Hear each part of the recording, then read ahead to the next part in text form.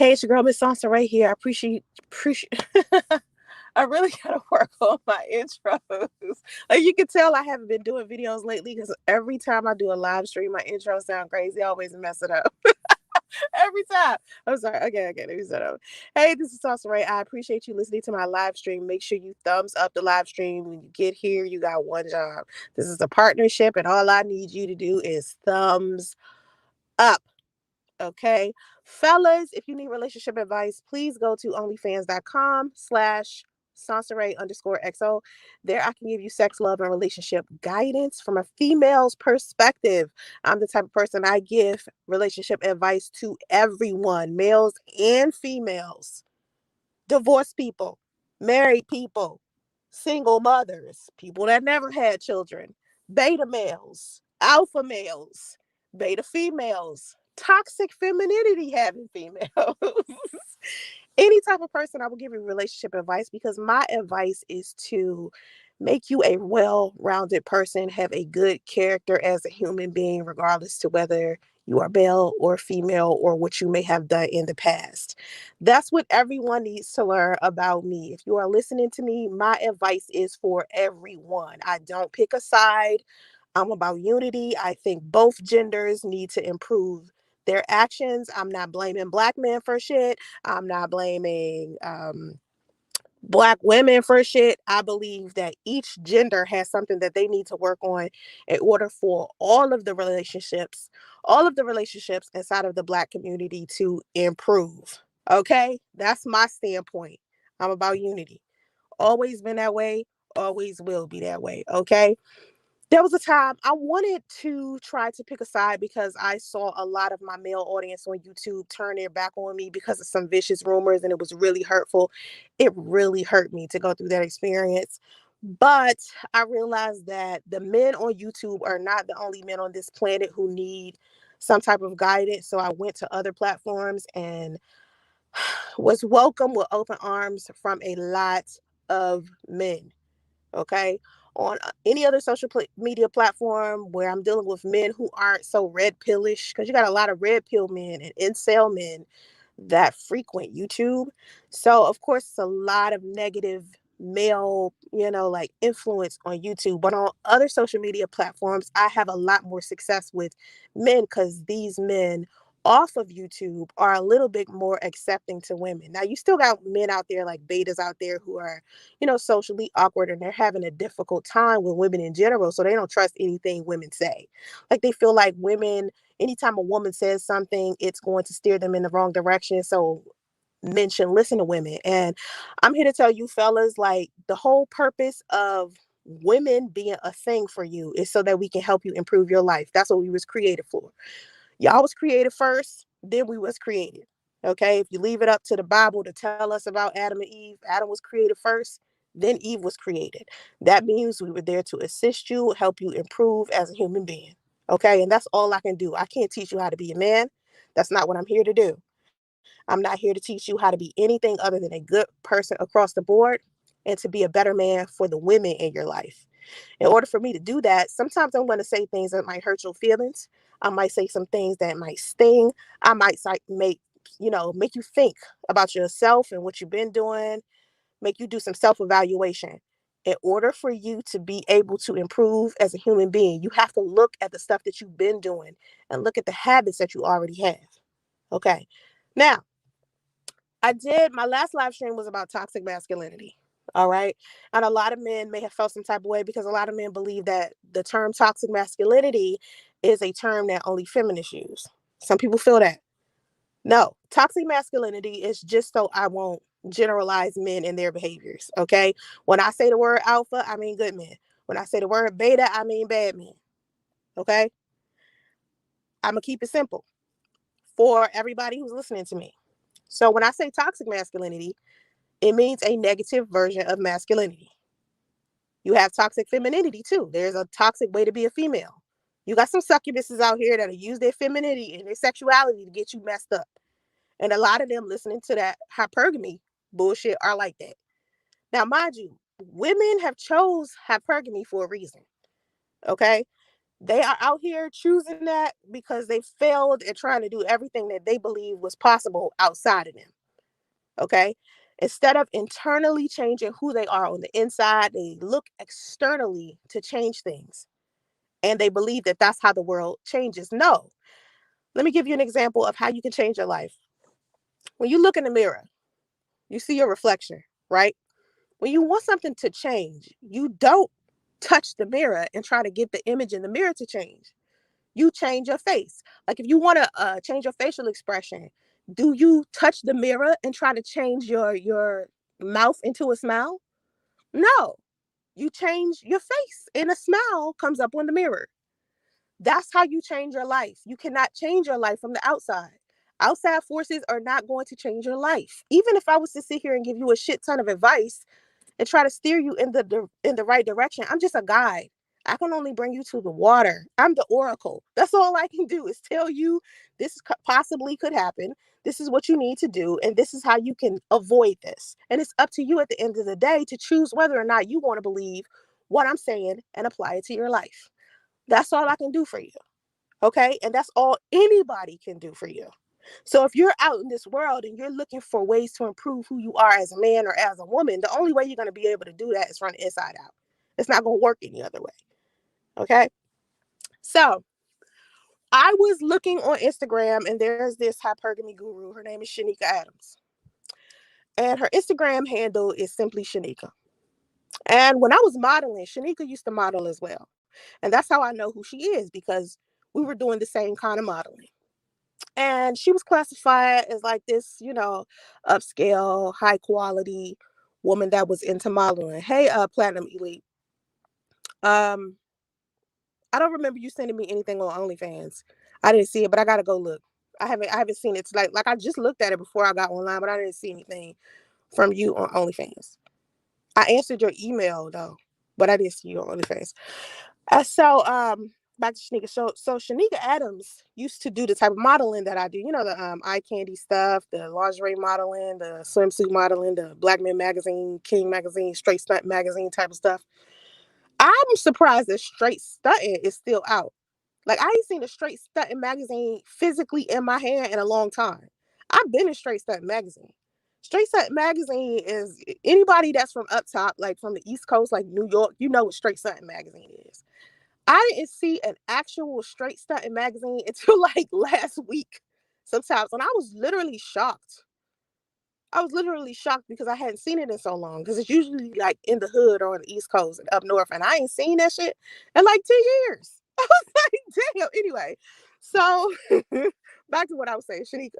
So Shanika Adams she posted this interesting like post on her Instagram. And inside of that Instagram, she was basically telling women that they needed to marry a man who was going to basically give half of his income to her, and that women should not consider having children with men who, number one, won't marry them or do a legal contract to where these women can get half of their earnings at some point. Now, to me, y'all know how I feel about hypergamy shit, but let me see if I can find the actual um post she put. Let me see. Let me see. The actual post. I don't know if I can find it, but I did give my let me see. Um I don't do, I don't hold on, wait.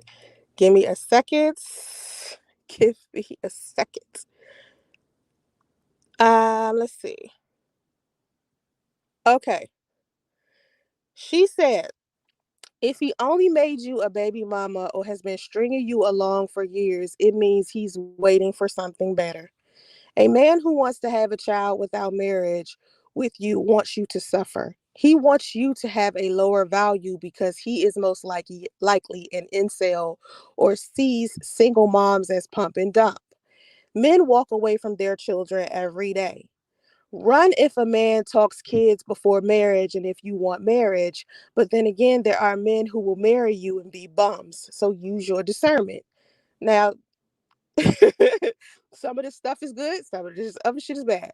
She said, men show their love through their ability to provide and protect. He does that within marriage, not by making you a baby mama. He legally gives you access to at least 50% of everything he ever worked for. If he doesn't want to marry you, he doesn't want to give you access to his wealth. He doesn't want to provide for you or protect you via a legal contract. He just wants to use you as a vessel to carry and birth his children. It's kind of like how people use surrogate mothers and give them some money to birth the baby for them. That's what you get by choosing the baby mother route. If you're lucky, you'll get a few hundred per month and he'll exercise weekend visitation with his kids. This is what this woman said. Now, when hypergamy gurus started talking and you try to apply logic to what they're saying, it makes them uncomfortable. Whether you are male or female, it makes them feel uncomfortable. Okay? It doesn't matter what you're saying, it makes them feel uncomfortable. So I think that she probably blocked me after I gave my, opinion about what she was saying. Okay? But um my biggest thing is this. All right? Marriage is not going to save you, ladies. Marriage is not going to save you. Okay? If a man chooses to abandon you with his kids, he will do so regardless of the order of operations.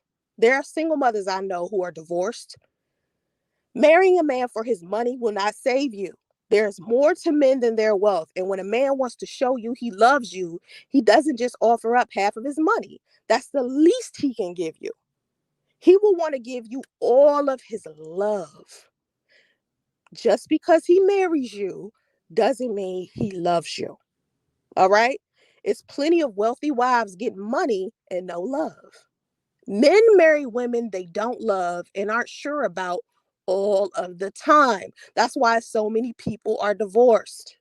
Some women are marrying men for money, and some men are marrying women they don't love to appease her after some hypergamy guru online told her that the only way he shows his love is through him giving her half of his money. She pressured him into marrying her. To me, that's bogus. Ladies, make your own money. Most of you get married because you want financial stability. So you can want a man to show you how he loves you in other ways. You need to make your own money. Look for a partner, not a man who has to provide for you.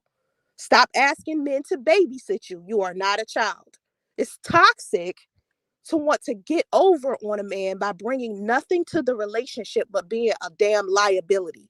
Be an asset. Help him build wealth instead of draining him financially. He's worked his entire life to build his wealth. And of course, he wants to trust his partner with it, but it's not supposed to be a love transaction. Buy your own, take care of yourself. And what he has to offer is just an enhancement, not a necessity, because you can't afford to live without him. If something happens to him and all you've done is rely on him your entire marriage or relationship, you will be worse off than you were before you met him. So keep in mind that you don't have to be married. Also, you don't have to be married to have a healthy co parenting relationship with a man you have kids with. Okay? You don't have to be married to have that. All right? Now, that was my response to what she said. Okay? Now, this goes into a whole nother conversation because the kind of men that abandon their children to begin with are usually men who are struggling in general and were raised by some raggedy ass single mother to begin with. You know how people be like, single mothers raise men to be betas? You ever heard that? We've all heard that. We've all heard people say that single mothers are the ones who raise men who have a lot of feminine energy. Maybe they're homosexual or maybe they are toxic masculine. And people say that these type of men are men that single mothers raised because single mothers cannot raise men. Now, let me tell you how part of this I agree with and part of this I don't.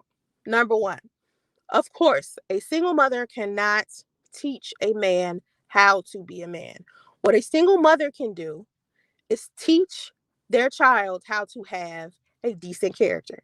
I could teach my son all day long to have a decent character. That's all I can do. All right. So, what a lot of these single mothers do is make the mistake of either spoiling their sons too much, or they're not giving their sons enough love at all. This presents a problem later on when these men grow up and try to have families on their own. Okay, so even if they decide they want to be husbands, they might end up being shitty fathers. It could either go one way or the other. Like sometimes a man will grow up without his mother or grow up without his father and be an amazing father because he doesn't want his kids to grow up how he did. And then you got men who do the complete opposite, where they don't feel like they'll be a good father because they wasn't taught how to be a father themselves. So instead of being a father, they abandon that responsibility altogether. Men do it all the time. We see that all the time. But what I think a lot of people don't realize that single mothers have been married. 50%, like inside of my single moms group, I got a group called We Give You Life. And these single mothers, half of them are married. So I have, or divorced. I have 50% of single mothers in there who've never been married. And the other half are either still married or got divorced and are still being abandoned with children. And of course, I'm not the woman that's going to sit up here and say, choose being a single mother. But at the end of the day, you don't get to choose whether or not you a single mother or not, because the order of operations is not going to save you. The order of operations is not going to save you, because if you get married to a man who wasn't raised right to begin with, even if he marries you, he still could abandon you with a child. So single mothers don't create themselves. Men do. Because 9 times out of 10, women are not out here choosing to be a single mother unless they really just want to have a child and they don't want to deal with the responsibility of having a man. But for the most part, women don't want to be walking around here taking care of children alone. It's not something that we would have chose. If we could control men, I doubt very seriously that we would just have a baby by a man and then just have him walk off, or just be inconsistent with his children, or not have stability with his children or something like that. Okay, we would not choose that. But a lot of men who were raised by women who raise their children alone, these women, these mothers have made some big mistakes with their sons because they don't encourage their sons to be good fathers. They don't teach their sons how delicate women are, how fragile women are, and how much respect men should have for women. And that's the one thing that a lot of single mothers are not teaching their sons. You have to teach your sons this. And we know that single mothers haven't done it because we see all of these men that we're dealing with. Like, say, for instance, I'm 40. I'm dealing with other men who are my age. I can see when these men grew up without their father. Just like how men can look at women and tell that these women they got daddy issues. Women, we can look at other men and we could tell that you were raised by a single mother by a lot of the things that you do. Now, the question is, are you raised by a ghetto ratchet ass baby mama, or were you raised by a high end single mother? It's a difference. It's a difference. And usually the difference, we can tell the difference by the way you treat women, why the way you play games, the way you might be frustrated, the way you might can't, don't even know how to handle a woman. And then you got men out there who know exactly what it means to be a good man. And they know exactly what they're supposed to be doing. And they end up doing it even though they didn't have a man there to teach them how to be a man. They still know how to teach. They still know how to be a good man to a woman. Where did they learn that from? Their mothers. So you got good mothers and you got bad mothers. You got good mothers and you got bad mothers. Bad mothers raise their sons to not take accountability or responsibility for shit that they do. So that's why you have so many men out here walking away from their responsibilities, walking away from their kids, because their mothers didn't teach them. Any man who has had both of most men, let's just say this, most men, because I know there's got to be some exceptions to the rule. Most men who grew up with both of their parents, let's say we got a man, he's about 35, he grew up with both of his parents. He met a chick, he liked her, the relationship didn't work out, but she ended up pregnant. He wanted to marry her, but it didn't quite happen. So he ended up having a baby with her. The last thing he's going to do is abandon his child because neither one of his parents did it to him. When a child is abandoned, one or two things could happen. One thing is one of his parents didn't sit down and deal with his abandonment issues by teaching him or her why she only had one parent. You have to tell your kids that. You can't just let them sit around and try to figure out why they only got a mama or they only got a daddy. This is a conversation that you have to have with the child. You cannot not do that. But a lot of single mothers didn't with their sons. Okay, so it's a lot of men walking around here just confused, and I try to defend these men. I try to defend these men. Yeah, I have an OnlyFans. I do sex, love, and relationship guidance for men on my OnlyFans, Stephanie. Hey, MJ23 to go. What's up? I'm an awesome father, but I suck at being an awesome boyfriend. Exactly. So I'm not even thinking about being a husband. That's what I'm saying. It's like I try to explain to the single mothers in my group all the time. I'm like, baby girl, you have to understand. Father, boyfriend, those two roles are very different from father. All right? Husband and boyfriend are two different roles when it comes to father. Father and boyfriend are not the same thing. So just because a man might be a shitty boyfriend, he might be a shitty husband, it doesn't mean he's a fucked up father. It doesn't at all. But women believe that how a man treated them is a reflection of how he would treat his child. Now I think that as well. But let me put some context to it. It isn't how he treated you as a girlfriend. My thing is, how did he treat you when you were pregnant? Was he there? Did he show up to any type of, like doctor's appointment? Did he show up to the hospital? Because that could tell you what kind of man he is to children. Because if he genuinely cares about children, if he's genuinely a person who's going to be a great dad, regardless to whether y'all are together or not, he's going to show up at that hospital. He's going to show up at those doctor's appointments. He's going to be there. He's going to do whatever he can to be there. That's how you know he's going to be a great dad. Because he can put aside what happened between the two of you and focus on his kid. See, as a parent, you have to put aside your feelings about what happened with the relationship. You got to put being a parent over being somebody's ex. And that's a lot of things. That's a hard thing for people because people want to put being their ex ahead of being a parent. This your ex you talking to. That shit becomes secondary when y'all got a kid. Y'all don't even think about that shit no more. I think about that later after y'all done dealt with the parenting part, the co-parenting part. Now, this goes back to what I said about being married. People think the order of operations is going to save you. No. If a man wants to abandon you with a child, he's going to. Whether you have been married or not, when you two decide to break up, you can still have a healthy co-parenting relationship. You don't have to, think that marriage is going to save you. A lot of women are getting married. The reason why, let me keep it a buck with the fellas. The reason why women want to marry you is because they want financial stability. That's why women marry you. And it's a lot of men out here who are traditional, who feel like it's their responsibility to take care of a woman. But you have to understand something. Once you have children and once you see how it accumulates, the expenses associated with you having a child and a wife or a child and a girlfriend, you're going to see how difficult that is. Now, y'all know I'm big on finances. Make sure that you invest $20 today. I don't mean cash out me $20. I mean, invest $20 into something, anything. Invest $20. Okay. I know that looks confusing. It's like, invest $20, cash at me, XO.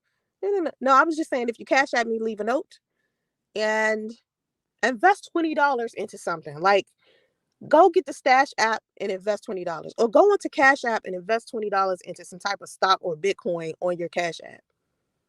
That's what I mean when I have invest $20 right there. It's not so you can send it to me. Okay. If you do send me money, I'm just saying put it in a note.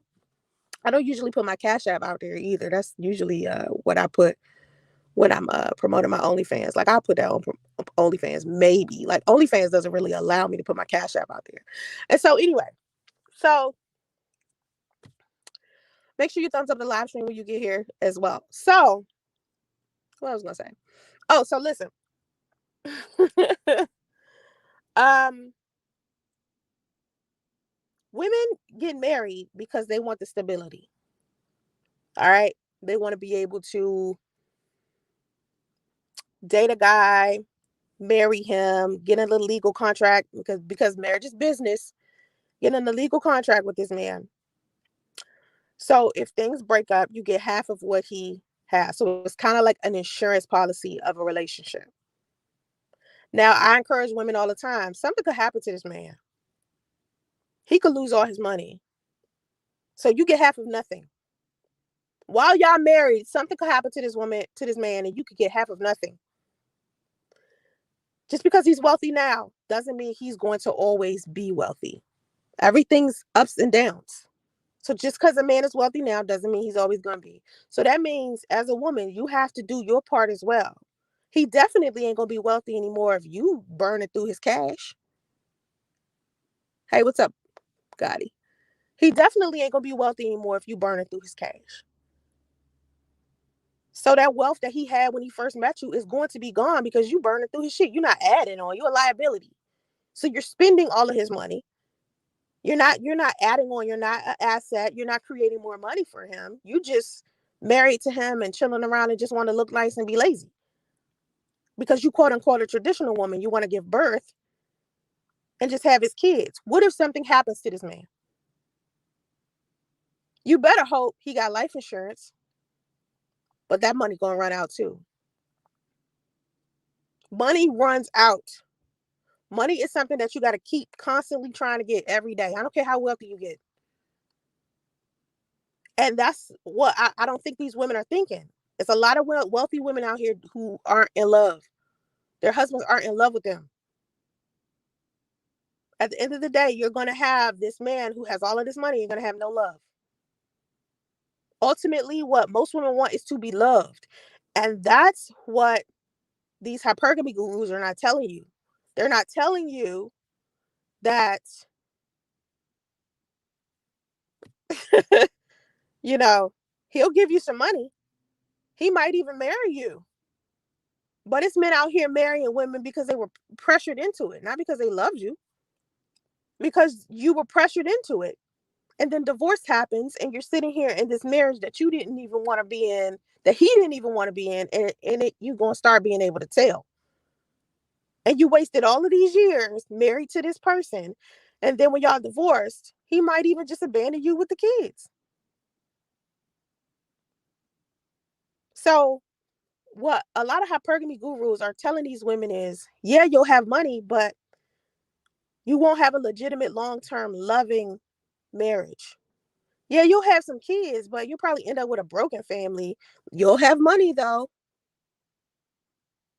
That's what it boils down to. You'll have money though. So when we're talking about co-parenting, I did say whether you're married or not, whether you are single or not, it doesn't matter. If you have kids, you can always have a healthy co-parenting relationship or not. It just depends on the guy. And just because a guy is wealthy, all that means is he has financial literacy. It doesn't mean that he has a good character or he'll be a good father or he'll be a good husband. Him being wealthy just means that he has financial literacy. That's all it means. At the end of the day, that's all it means. All right. So I went into my single moms group and I was trying to explain something to women that are giving the fathers of their children a hard time. And this is some baby mama shit that I'll be trying to correct. Because like I said, the title of the video is basically that single mothers, like ghetto ass baby mamas, are the ones that create beta males. And so one of the ways that these women do this is by not allowing the fathers of their children to see their children. And the reason why a lot of women do this is because they feel like these men fucked up from the beginning, so they shouldn't get multiple chances. And I'm the type of woman, I'm big on, listen, you can give him multiple chances until you feel like you done giving him multiple chances, and then don't give him any more. But at least give him a chance. All right. It's women out here who had men who treated them like crap during pregnancy, and maybe the first 3-4 years of their child's life, and then these men turn around and they grow up and they learn, and now they want to be fathers, and these women will not allow it. It's men out there who've been great fathers from the beginning, but these mothers won't allow it. And so I'm saying to the moms in my group, like, listen, give these men a chance to be fathers to their children. Give him a shot. Now, however many times you deem suitable is fine. If you feel like you're giving them too many, then stop giving them to them. But never expect men to be like women. And that's the thing. A lot of women they believe that men and women are equal. And I keep trying to tell women, men and women will never be equal. Women got men beat intellectually for the most part. We're emotionally intelligent and intelligent, mentally intelligent. So we got men beat. Men might have physical strength, but women are stronger in so many different areas. And then don't get me started on giving birth, because if I really keep it a buck, women are still physically stronger than men as far as bearing children. Our bodies are built to be stronger than yours to be able to live through something like that. You have no idea what it feels like to have a parasite, like a baby, inside of you and be pregnant. Men, you will never understand what that feels like to have a parasite that big. Okay. Like, that's basically what a baby is. When a woman is pregnant, that parasite is taking all nutrients, all of the blood, all of everything that a woman uses to live, just everyday living that we need to keep our body functioning at 100%. The second we get pregnant, the baby takes it. So that's why when you see women eat, they eat twice as much, because they're eating for not just them, they need nutrients for the baby as well. Because any nutrients that they put into their bodies, and it's just a regular like meal that they would eat if they weren't pregnant, those nutrients go to that baby. That's why the appetite picks up like that. For me, I got extremely sick. I was ill the entire time. My son drained everything out of me. I could barely walk.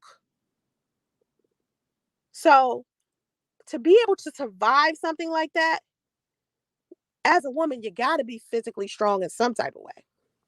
Okay. So I get into my single moms group, and it's moms in there talking about some, not giving fathers second and third chances. And this is some baby mama shit to me. So I'm explaining to them, you cannot expect men to have the same things women have. Men and women are not equal. We will never handle things the same. And by me saying this, I'm not giving men excuses for abandoning their children. I'm not being a pick me that's trying to coddle men. But for the most part, these fathers that abandon their children, they have no idea what the fuck to do on most times. And I realized this by counseling a lot of men, that most of these men have low self-esteem. A lot of them aren't financially stable. And most of them don't even have any tools for them to handle that type of responsibility as a father. And a lot of them weren't taught anything. And they believe that they would be terrible fathers. So instead of being angry at these men for walking away at first and attempting to come back, and automatically assuming the reason why he keeps going back and forth, or he's not being there like he's supposed to be, it's not always from a malicious place. It's not always his actions being malicious. Sometimes it's coming from a place of ignorance. Sometimes they just don't know what they're doing, or they don't know what to do. A lot of men are overcome by fear and their emotions. They don't even know how to handle their emotions most of the time. So I'm explaining this to these women so they can have a little bit more understanding of men. And it's really hard because just like when I'm talking to a beta male, he's thinking, well, I can't listen to anything that women say because women are trying to control me, or women are trying to do me in when they give me advice. Nothing they say makes sense. Women are incompetent, blah, blah, blah, blah, blah. Any negative thing that you can say about a woman, these men are saying, right? So it's the same thing with baby mamas. Baby mamas don't listen. They don't listen. So I'm sitting here trying to explain to these women, like, in order for you to have a healthy co-parenting relationship, you have to understand men as well. You can't just think of it one-sided. A lot of baby mamas think of the situation one-sided, as if the child is just theirs. And I see why they get that if they've been raising the child by themselves for an extended amount of time. If, as a baby mama, you don't factor in a man's part in the creation of a child, how do you expect a man to feel comfortable enough to step into the position he's supposed to? Not every man is just going to be instantly, an instant father. It takes time for a lot of men. Not all men are just instantly going to adapt. Sometimes it takes time for men. Because even for women, like some women, when their children first come out, they don't feel an attachment. Some women, that happens to some women, they don't feel an attachment. So my things that I'm trying to explain to a lot of baby mamas is that women also have to take accountability for choosing men that will actually consider abandoning children. A lot of women don't want to take accountability for making that choice. I know I'd be thinking, like, how the hell did I end up dating a guy who would abandon his child? Like, in what world did that like become okay? Like, how did that happen? How the fuck did that happen? Um, but some of us were tricked. Some of us knew these men weren't shit and had a baby by them anyway without thinking, and then having another one. We've done that as women. Some of us were tricked. But what I'm trying to get these mothers to understand is that there are people out in this world that believe because we had babies out of wedlock, we don't deserve a do-over as far as relationships goes. They feel like we're bad women because our kids' father abandoned his children. Even though that is not our fault at all, people believe that that's our fault. Like we drove him away. And a lot of women have drove the fathers of their children away. But still, at the end of the day, these men can still choose to fight for their children. Yes, some women are hard to deal with, but that doesn't mean leave your children with that hard woman. Go get your kids. So I try to explain to these women, stop expecting people to not be judgmental of you, and you out here asking them to give you a second chance. But meanwhile, you refuse to give the fathers of your children a second chance.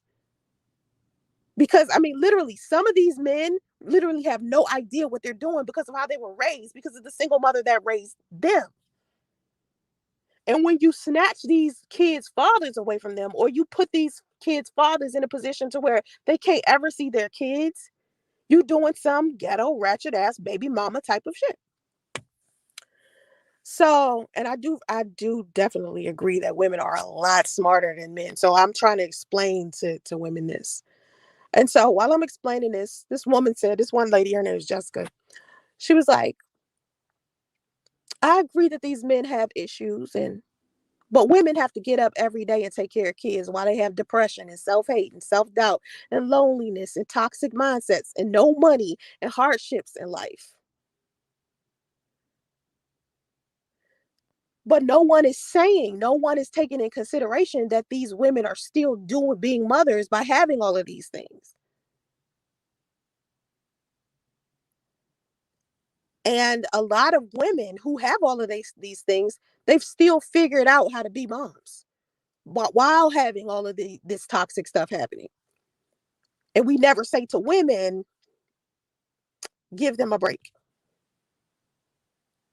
And I'm like, Lord, why do women who are good mothers or women who believe that they're good mothers believe that there's no such thing as the bad mother?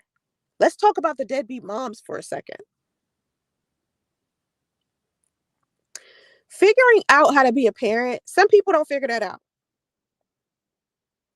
People who figure it out quickly are exceptional people. Co-parenting is a consistent learning experience. So if you can figure it out sooner and fast, oh, you're an exceptional person. I gave her the example of expecting someone to automatically know how to be a parent is like expecting a 2-year-old to know Chinese arithmetic. Like my son is 2. He speaks English, Japanese, and French. And for some reason, he has this weird UK accent. And that's not average. You wouldn't expect kids at 2 to know how to do that. You can't expect every kid to act the same. You can't expect every single father to act the same. And you can't expect every single mother to act the same. It's not monolithic. People are different. Some men are great fathers and some men suck at that shit. So you can't expect all men to just be one fucking way. And we know it's terrible men out here. As women, we know this because we're dated. We know it's terrible. I'm sorry. We know it's terrible mothers out here because we've dated their sons. And we've seen how terrible a single mother can be to where their son is terrible. Not every mother has this mothering thing under control. Some women have killed their kids. Some women, like for instance, I gave an example. I was talking about Sky from Black Ink Crew. She put both of her sons up for adoption. The most toxic ghetto baby mama I ever seen is Sky. Sky Sky is the perfect example of someone that should have never, ever, ever had kids. Sky should have never had kids. All right. You got the mother who killed their daughter and put her in the freezer in the garage. You got mothers who pimp their daughters out for drugs and money. It's fathers at the child support services office complaining about deadbeat mothers who don't pay child support. That happens. It's plenty of mothers out there who never should have been parents. Not every mother can mother through all of their toxic shit. Some women just can't handle it. So when we look at men who are betas and are terrible men and are like, how did they ended up? We wish we would just banish them niggas from the earth. There's women out there that's like that too. There's single mothers out there who are like that too. Now I am the person. I'm not judgmental, regardless, because I feel like there's room for improvement with everybody, whether you're a single mom or not, whether you are a low energy baby mama or high end single mother, whether you're a beta male or an alpha male, whatever it is, there's always room for improvement. Always. But my thing is, everybody has to stop looking at the world from their own perspectives. There are different ways to do things. Not everybody is doing everything the same way. So you got men out here who haven't abandoned their children and they're still treated bad. And you got mothers out here who are terrible mothers. There's a friend of mine, used to be a friend of my mother's. She's not a friend of mine. She used to be a friend of my mother's. And she got involved with this real toxic internet group of people who used to chastise me, who used to stalk and harass me. And she got caught up with these people. And when she got caught up with these people, her and my mother friendship ended, and they had a long friendship. And I asked my mother to get rid of this lady a long time ago. I knew she was a bad person because I knew she was a bad person because of how she used to treat her son. And my mother used to like take care of her son. My mother was so good to her son. My mother may not have been a good mother to me, but she was good to her other people's kids. She's usually really good to other people's kids. So She used to, when this woman used to be drunk and not taking care of her kids and going, doing a little crazy, outlandish stuff, my mother would always be there for her son. And so I think the straw that broke the camel's back was definitely when this woman decided to join this cult of people who were stalking and harassing me. Right. So just recently, she lost custody of her son. And she ended up losing custody of her son because of the proof that was taken to court of her affiliations with this cult. She lost custody of her son because of this cult. And so, Righteousness Maurice, I don't know why you laughing at Platinum. I really do have OnlyFans. We really can discuss OnlyFans. I don't know why that would be. Why would that be funny? You laughing at Platinum's like, hey, boo, I see you on OnlyFans. Can we discuss it? Yeah, I'm on OnlyFans. I'm not ashamed of being on OnlyFans. I don't do pornography, but I do sell sexy pictures and videos, and I give sex, love, and relationship advice to men. I give men guidance, so I don't know why that was funny. But OnlyFans does have a lot of people in there that do not do pornography. OnlyFans has turned into a more mainstream type of website. So it has two different like sides to it. You have the adult side, and then you have the regular people where it's like artists and regular everyday, like people. And they also have a new app that is all videos. Okay, it's called OFTV. So you could download that and you just see a whole bunch of content. Yeah, so I tried to tell y'all a long time ago, OnlyFans is what's up. Like, like it's what's up, meaning you don't have to do adult site stuff in order to be on that site. You literally go do some regular influencer type shit. So while y'all cackling up, other people smart enough to get on that site and bring their fans over there.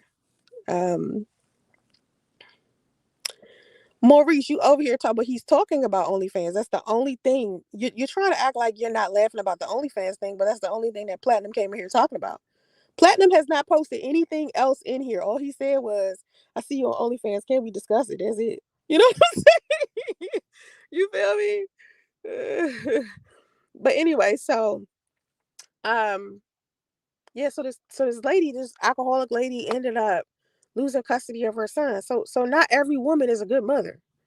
Was my point. And a lot of single moms or just women who are moms, we look at other women and we think that these women are just automatically not deadbeat. No, there's some deadbeat moms out there. And this deadbeat mother ended up losing her custody of her son because she wanted to follow some weird cult on social media that was dragging me through the mud, who was making up rumors about me. And this aided her participation with this group and her drinking problem and her inability to create stability in her own child's life made it to where she lost custody of her son. And her son now is with his father. So there are men out there who are good fathers. What makes a man a good father is he continues to fight for his kids. This man could have left his child, abandoned his child with this crazy woman, and just been like, she crazy. I don't want to deal with her. This man didn't do that. He went to court and got custody of his kid. All she got now is visitation. Her child support even cut off. She was living off of the child support because he was paying her like $2,000, $3,000 a month for child support. So basically, that was paying for all her bills. She didn't really have to do shit but lay around and drink. And now, because she no longer has custody of her son, she has to go out there and work. Do you think it's ever acceptable to ignore alcoholic parents? My dad was a great dad who got burnt pretty hard by my mom, but now he gets drunk every day and calls me. He's a loner as well. Um, Alcoholic parents are not good parents to have if every time they get, I mean, let me tell you something. Being under the influence of alcohol, you're not focused at all. It takes you off focus altogether. So I would not be happy with my father being drinking. I want to honor him, but I can't focus on my career when I'm dealing with my parents' emotional issues. Exactly. Like I tell my daughter all the time, listen, go out here and live your life. Um, Eventually you're gonna grow up and you're gonna be too like she 20 now. And I'm like, by the time you get like 25, 30, I'm expecting you to go out there and live your life and not be so concerned about what's happening in my life anymore. Yeah, you could take care of me financially and you can come in and out and handle responsibility, but I never want to be a burden for you. I don't want you to take care of me. You understand? To a point to where you stop living your life. That's a problem for me. I never put that on my kids. And a lot of parents feel like they had kids in order for those kids to take care of them once they get older. I told my daughter, you have a choice. And my daughter is just gonna choose to take care of me financially. But I told her, do not have me all up in your house. Put me in an old folks home. And just make sure they're good to me. And make sure I'm in a good old folks home and just make sure they kind to me. You know what I'm saying? Do not have me. I don't want to be like some burden for you. You know, now as far as you dating, not dating, as far as you dealing with somebody who is under the influence of alcohol, your father needs to want to be in a better place in order to stop drinking. He has to want that. Right now, what he wants to do is drink because he thinks that's the only way that's going to get him out of his depression. Because fighting to get out of depression is hard. It's hard, but the choice, you got to fight through it. I know for me, I used to be an alcoholic, right? I was an alcoholic all through my 20s and early part of my 30s. And then one day I decided to stop drinking as much. And all I drank was wine. And when I had my son's father asked me not to drink. So I barely drink. I think since I've had my son, I think I maybe drank twice. My son, three. Ever since I had my pregnancy, I got pregnant, I haven't had a drink.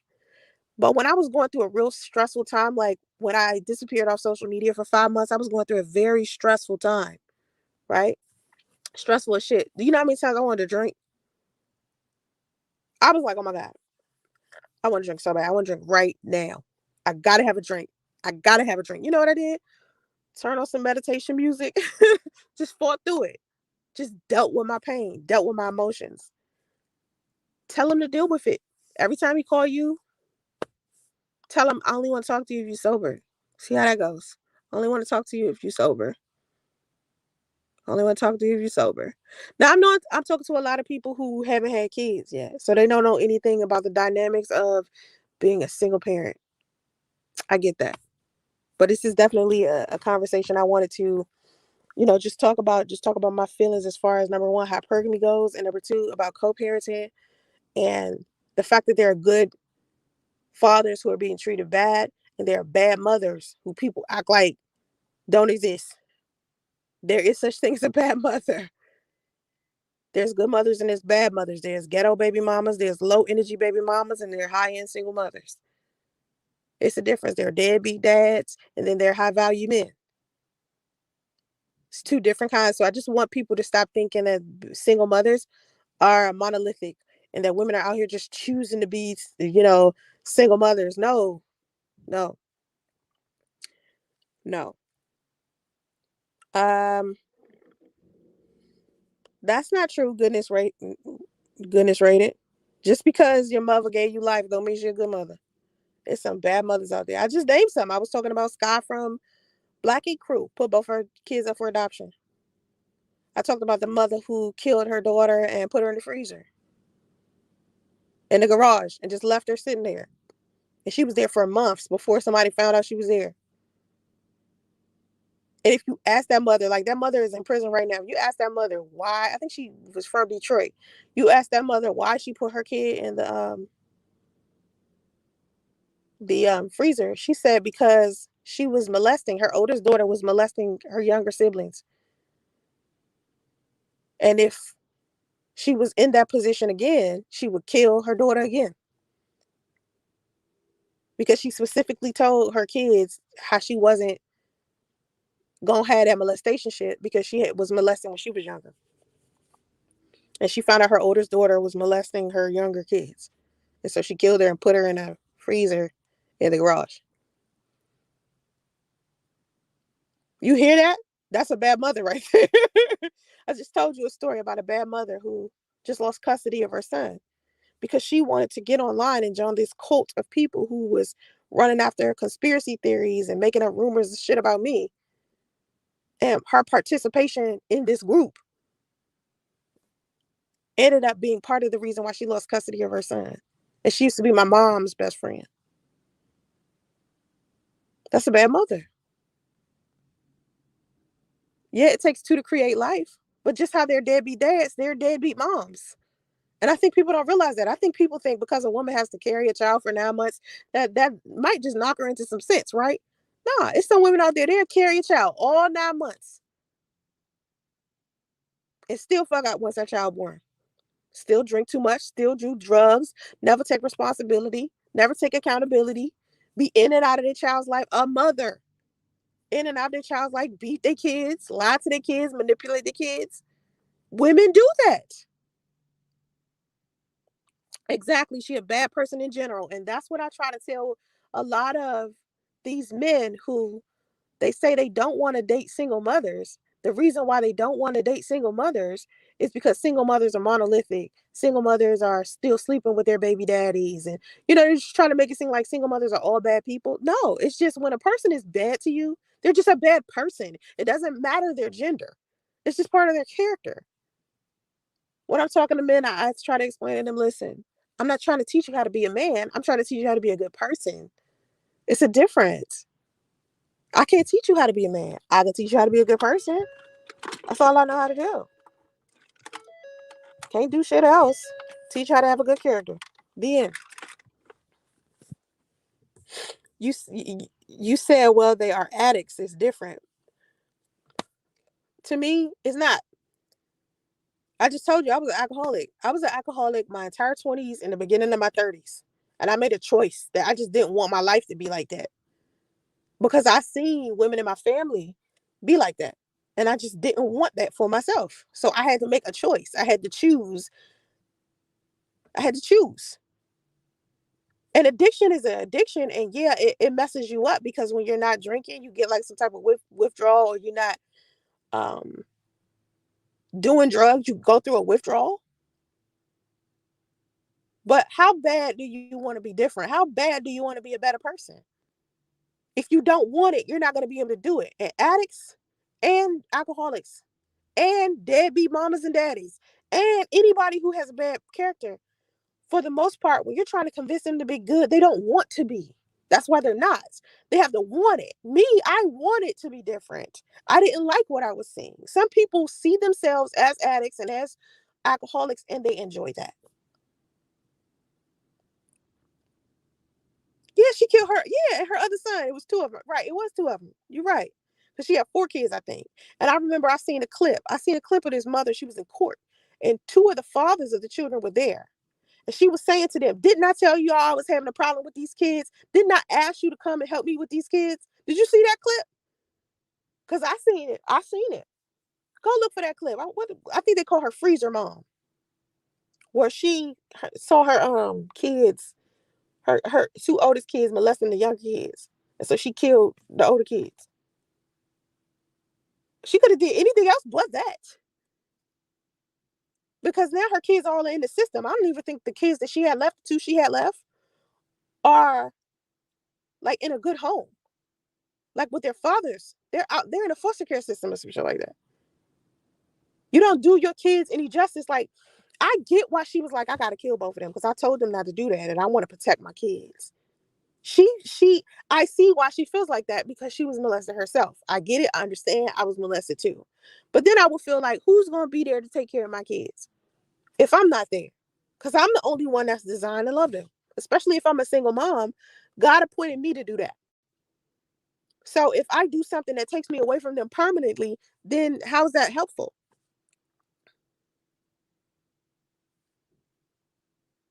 Goodness rated. I get what you're saying. I'm telling you, I was an alcoholic. I know. I was addicted to drugs and alcohol. All what? I had been for like 13 years.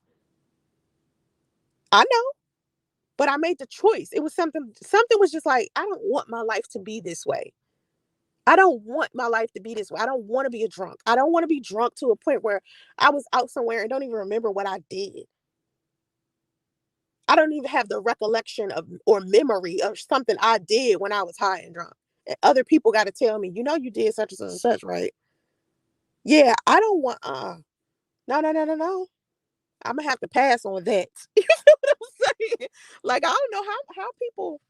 Because after a while, after I started hearing people telling me stuff that I was doing, it wasn't that outlandish, but it was stuff like I was angry, or I would um I don't know, I just started to notice that uh, I was beginning to be angry while I was under the influence of alcohol and drugs. And then how I always had to hide because I couldn't openly be under the influence of a drug because it was illegal. So I would be consistently having to hide. And then there is money that I have to spend to, you know, take care of my drug and alcohol habit. These are things that I started thinking about, like, is this really who I want to be? Come on. I really had to think about that, you know? And I had a daughter at the time, so I was like, do I want my daughter to remember me as someone who was drunk? Because she never had been around me when I was drunk, because I would never. This is how I know I was functioning, because when I would get around my daughter, I wouldn't drink, I wouldn't smoke at all. Anytime I got around my daughter and her father, I didn't drink, I didn't smoke. And so I knew I could get off it. I knew I could. Yeah, Brett, she was dead ass. I remember when she was talking about it. She was like, "I'll do that shit again. I will kill them again." I was like, "Wow." She was like, "I don't play that," and I was like, "Damn, lady, I know you're serious, but your babies. What about your other babies?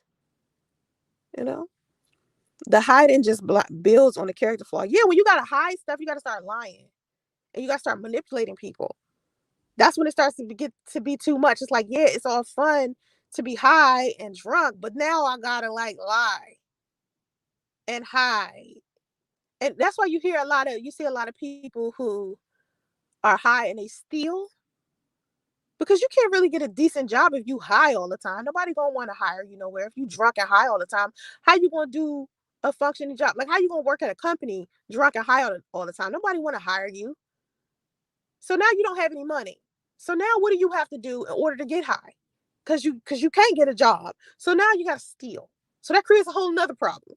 So now you're stealing, you're lying, and you're manipulating, and you're high all the time. You don't remember what you're doing. It's just too much. It's too much of a responsibility. Like it's easier to just live regular life and go through all of the feelings and emotions that you have with regular life and the complications with that than to deal with the complications that come with you being high and drunk all the time. It's like it's less complicated. It's less to me. It's less complicated. Like I'm just I don't know. I just feel like I had a choice, and I was like, I'm smart. I'm beautiful. I'm a mother. I want to be married one day. This is when I used to want to be married. I want to be married one day. That's what I used to say. But thank y'all for listening. I just wanted to talk about that for a second. I might hang this up and start a new live stream where I want to go deeper into hypergamy, discussing hypergamy, because hypergamy is destroying a lot of women. And I need women to understand. I'm going to start doing some damn more TikToks about hypergamy, because I don't think I do enough. I think I did like 3 beta male TikToks. So I'm like going viral on TikTok. I might do a hypergamy TikTok, because women need to understand that, man, they're making a big mistake out here trying to marry men for money. Come on, man. Talking about some leveling up. Don't choose to be a baby mama. It's like people that don't have kids, they don't even understand. They think being a mother is like this bad thing. Being a mom is like great for some women. Like some women just love being a mom. You got women out here that don't. But man, if I had to choose between my son and $1 million, I'd choose my son every time. Every time. I don't care. If I had to choose between my son and being filthy rich, I would choose my son every damn time. Because it's different. It's priceless. It's something that you can never put a price tag on. But that's because I value life. It's other people that don't value life. So if a child and $1 million was set in front of them, they choose $1 million. And I can't do that. I can't do that. Order of operations won't save you, ladies. Any lady that's listening to this, remember, order of operations is not gonna save you. If these men want to leave you, they're gonna leave. It doesn't matter. I gotta go, y'all. Wait, let me read this. My dad father had no addiction except the pussy. Sex is an addiction too, honey. Sex is an addiction. You ain't never heard of sex addiction? It's people out here addicted to sex. It's people out here addicted to the internet. That's a whole nother thing you ain't know nothing about, did you? It's people out here addicted to the internet. There are like certain jobs where you have to fill out an application and they start probing you about how long you're on the internet and what you do on the internet. Because you can have listen, you can have an addiction to anything. You can have an addiction to hot dogs. It's people out there addicted to hoarding. It's this one lady I seen on this channel. She had a weird addiction. She kept eating toilet paper. So you can have an addiction to anything. And sex is an easy addiction, just like alcohol is and drugs. It's easy to get addicted to something like that. That's why I don't understand. Here's why I don't understand rape. I never understand rape. Speaking of rape, Tiny and T.I. are gonna be buried under the damn jail. And let me explain to you why. Because they going to court for a shit ton of charges from 11 different people that say that they committed sexual assault against them, forced them to take drugs, kidnapped them. And they getting charged in 2 separate states, Tiny and T.I., because they got 11 victims saying that they were sexually assaulted, raped, drugged, kidnapped. 11 people. So that means if 11 people are coming to the forefront saying what they did, imagine how many more are going to come after that. Imagine when it really hit the internet and they really start going and going to court for this. Imagine how many people are going to come to the forefront. That is ridiculous. But yeah, so sex it's easy to have an addiction to sex. Money is a means to an end. It's worthless. In the long run, you have no direction. Exactly. It's empty. It's emptiness. I think women think that they can go these luxury trips and be able to dress and wear what they want to wear and go what they want to wear. They think they still not gonna be lonely.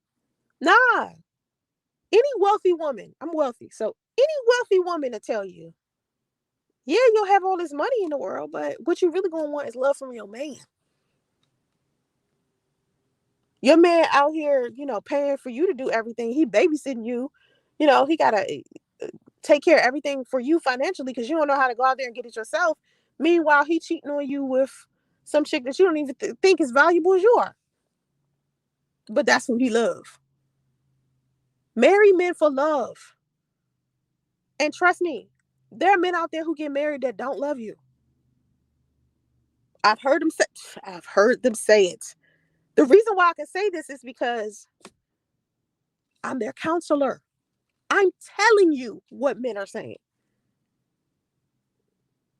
A lot of men are getting married because they're being pressured into being married. It's not because they want to be. As long as you take care of your kids, he was heartless. Jeanette, I agree. It was a power and control thing with T.I. and Tiny. It was. They let the power of their celebrity power get people all the time. They think because they're celebrity, they can do anything. I'm telling you, do anything, say anything. Let me tell you something about Atlanta. And I said this before, and I don't think people understand. When I first found out about T.I. and Tiny and this little thing with the sexual assaults and stuff, I was like, this is so typical Atlanta shit. Because number one, Atlanta is one of the places where these people have been fucking since elementary school, and they've been having orgies since like elementary school, because that's what they do. The deep-rooted stories of Atlanta, why you think Freaknik and stuff like that was happening there? Atlanta is one of the most sexually charged, hypersexual places I've ever seen in my life. It's strip clubs everywhere. It's food. I mean, sex is accessible. And that's what I was saying. But what I was getting ready to say was, I don't understand rape, because having sex is so easy to do. It's people out there it's women out there that will have sex with you just because they want to have sex. You don't have to take it from a woman. You don't have to take it from a person. Because you can get it. You can get it free. You can pay for it. You can whatever. But anyway. So it's a power control thing. You're right. But when I heard about it, I was not surprised. Because number one, celebrities, especially in Atlanta, everybody think they somebody there. And it's like an arrogance to everybody. It's an arrogance and it's a level of rudeness. They're disrespectful to each other because they feel like they're better than one another. So you'll be talking to somebody and this person will feel like they're better than you and you stupid. They'll be condescending towards you if they feel like you're nobody. Like if you're not dressed nice, because it's all about appearances there. You have to appear like you're wealthy there. You're not going to be wealthy anywhere else because the money that you make in Atlanta could only fit the city of Atlanta because real money don't flow through Atlanta. That's not a real money type of place. That's a black Hollywood, everything is cheap type of place. So it looks like you got money there, but you don't. You wouldn't be able to survive in a place like where I live in San Francisco. So with the celebs there, a lot of them are arrogant as fuck. And everything is about control and having power over people. Why does my child's father constantly try to bring me down and compare me with his girlfriend when that has nothing to do with co-parenting? Because he still has a type of emotional attachment towards you. Because when a man doesn't have any type of emotional attachment to you, he don't care who you fucking. He not trying to compare you to this girl. He don't care what you're doing. He don't give a fuck. He has an emotional attachment to you. He may not admit it, but he does. And he also knows that saying these things to you will hurt you. He trying to bring you down on purpose. See, let me tell you the worst thing that an ex, what an ex hates seeing. An ex hates seeing that somebody that they used to be with is happy without them, confident without them. Whether a man wanted you or not, he still will look at you and not want you to be with anybody else or feel like you're whole as a woman without them. Usually some narcissistic behavior, but I'm tired of saying narcissist. Everybody calling everybody a narcissist. The truth of the matter is, he still is emotionally attached to you in some type of way. He wants to see you in pain because it will make him feel better about himself. The girl that he's with now, she should realize this because if he's talking to you, comparing you to her, he's talking to her and comparing her to you. And when a man starts comparing two women together, he got feelings for both of them. He might love one more than the other. But what the new girlfriend needs to understand is a lot of times the new girlfriend end up being in the same position as the old girlfriend. That's why I never understood main chicks and side chicks either. Because to me, it's like, yo, if you're a main chick, you technically still a side chick. You just got more responsibility. Like you got to put up with the dumb shit that come with this nigga, not just his cheating, but the other shit that come with just survival and life. Like y'all live together, y'all share bills. The tough part of life that you just do every day, the survival stuff, y'all doing that with each other. But then you got to deal with the bullshit on top of that shit because he got a side chick.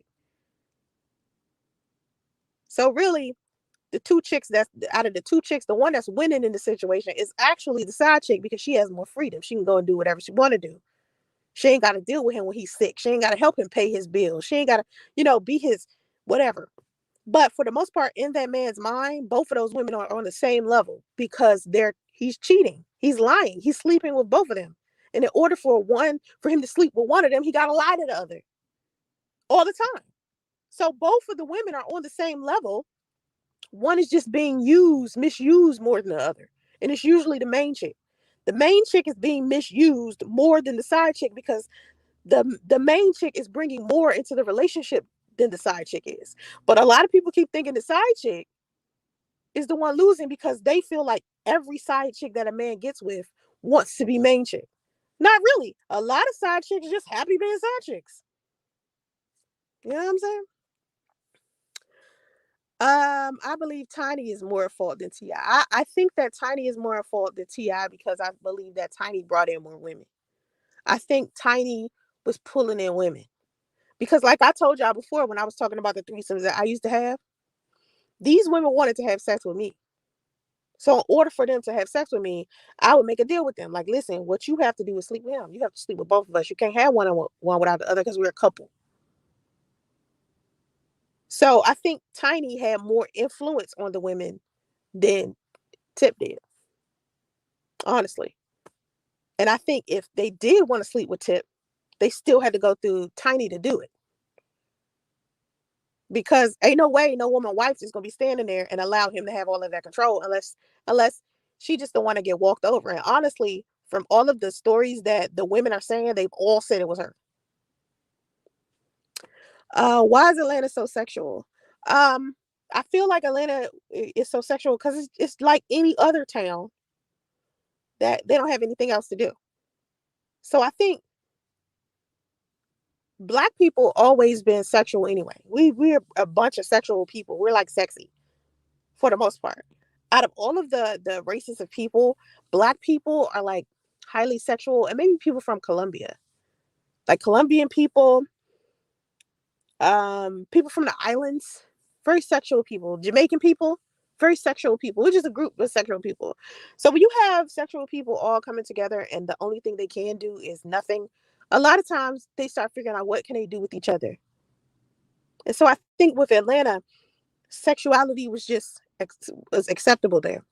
Hey, Christina, you can ball with $1,000 in your account at ATL. Doesn't take much. Exactly. Like when I see people be like, "Oh, this person makes six figures," I'll be like, "Oh, six figures is not a lot of money. Six figures is not a lot of money, and it's definitely not a lot of money where I live. That shit's like $100 in Atlanta. If you go to with $100,000, you can live well, but that you can live well in a box. You can't live well outside of that box. You know, I the type of wealth that I'm building, my kids will be able to go anywhere in the world, and if they want to take a goddamn spaceship to Mars, they can. That's wealth. That other shit people be talking about, that's not wealthy to me. I need to be able to own some land somewhere. I need to be able to own a multifamily unit. I need to own some damn office buildings, have a shit ton of stock. Cause right now, me and my son own about 55 different companies. We own shares in 55 different companies. And I want to get it to a point. The reason why I started so young is because he only two. I want to get to a point where he owns so many shares in all of these companies that he's such a big shareholder that not only does what he say matter inside of these companies, but they value him as an investor. You know? So that's why I tell people, like when I put on my thing, invest $20. I'm not telling you invest $20 in me. When I say this, let me see. See how this says invest $20? This isn't invest $20 in me. This is invest $20 into Stash app, or go onto Cash App and invest $20 into Bitcoin or something like that. You don't have to give me donations. Take $20 that you was going to give me and go invest that shit into something. If you want to give me a donation, donate that shit into the Stash app and build wealth. Go buy some Bitcoin, go buy some stock, go buy some Uber stock or some fucking, not even Uber stock. Go buy some GameStop or go buy some Dogecoin or something. Buy you some cryptocurrency. That's why I put that. Not so you can give me a donation. You can give me a donation, because when you do give me a donation, all I'm gonna do is put it into some stock. Because that's all I do with the money that I earn online. Because I got multiple sources of income. The money that I earn online, I buy stocks with it. That's all I do.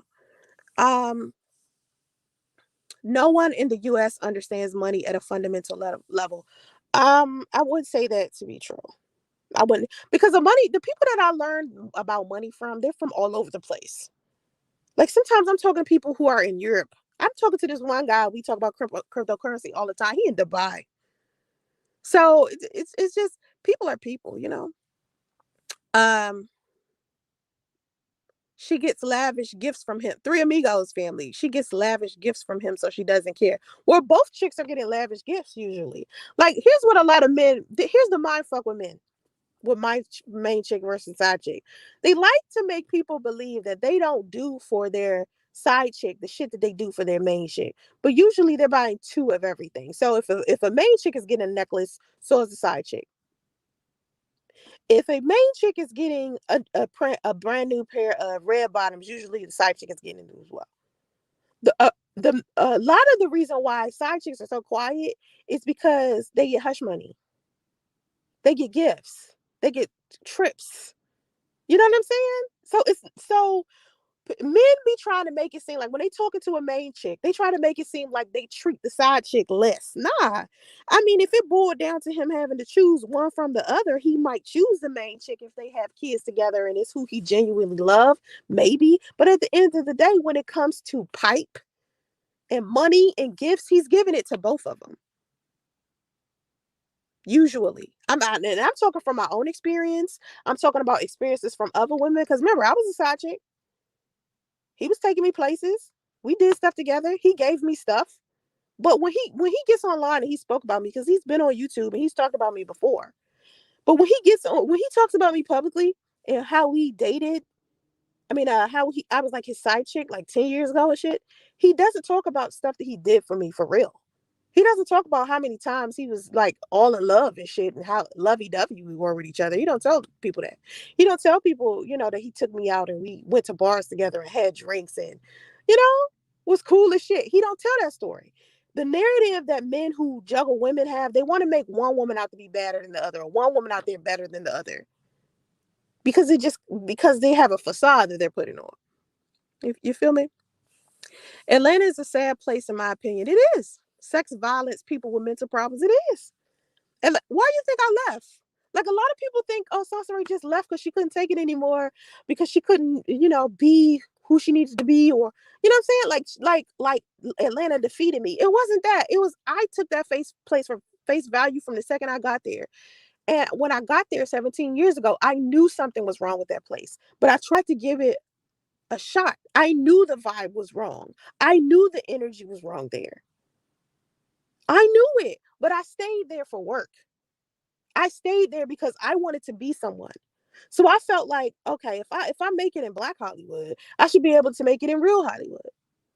I gained a lot from being in Atlanta as far as learnings, experiences, and you know, just life in general. But I had to get out of there because I was outgrowing it. Like when you a little fish in a big ass pond, it looks exciting. But then when you start growing and you get bigger and bigger, you turn into a big fish in a little pond. So then it's time for you to get out that pond because it no longer fits you. Atlanta didn't fit me anymore. I was getting too big for it. And I don't mean celebrity wise. I don't mean I was getting more popular. And I mean, I was, because I couldn't go anywhere. Like, I couldn't go nowhere. Do you hear me? Nowhere. I couldn't go to the store, to the movies, to the gym, nothing without somebody recognizing me and taking a picture or wanting a picture. That was just too much for me. I was like, I got to go to a place where nobody know where I'm at and nobody know who I am. And I can't just walk around and people just see me and be like, oh, there goes Sansa Ray. No, I need to go to a place where it's no Black people. That's number one, because my audience is Black. So I was like, I need to go somewhere where nobody know who I am. So when you are big fish, you can't be in a small pond anymore. Did these girls actually eat Tiny? Not me. I don't find her attractive. I don't know who ate who. You real specific, Christina. I don't know, but I mean, sex is sex, and they was under the influence of drugs and alcohol, so ain't no telling what they was doing. Ain't no telling what they was doing. Goodness rated. I have two women and they're not on the same level. I love one more. The other woman, I appreciate her. But you still treating both of them like they ain't shit. Listen, the fact that you're sitting there juggling two and those two women know nothing about each other, you're treating both of them like shit anyway. So that says something about your character in general. So fuck who you love more than the other. If you genuinely loved one more than the other, you wouldn't be playing her. You wouldn't be juggling two women. Now, if you with these two women because you're poly and they know about each other and that's just how y'all get down, then that's what's up. But if you sitting here lying to these two women, or you sitting here claiming that you love one more than the other, it's bullshit. You don't love them, you love yourself. You don't love either one of them. True love will put you in a position to where you would even never put a woman that you love in that. Don't you can't feed me that bullshit. You might be able to say that shit to these bitches out here with these GEDs and shit like that, but you're not about to run that game on me. If you sitting here juggling two women and you lying to both of these women, or you even lying to one of them, it don't matter which one of them you lying to. You don't love those women. You can say that you feel something strong for one of them, but no, when you genuinely love somebody, you are not gonna put them in that position. Tiny looked like Smokey Robinson. Okay. Tiny looked like Smokey Robinson. I can't take her serious. You know what I mean? No, no, no, no. Jeanette, side chicks get paid to be quiet. That's right. Especially if it's a man of another race. Let me tell you something.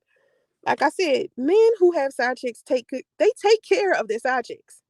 Only some listen, a man who's a beta, let's say he's a beta male and he's disrespecting women, no woman is gonna want to give you some ass if you disrespecting her. So no man could sit here and tell me that he treats a side chick like shit and she still fuck him.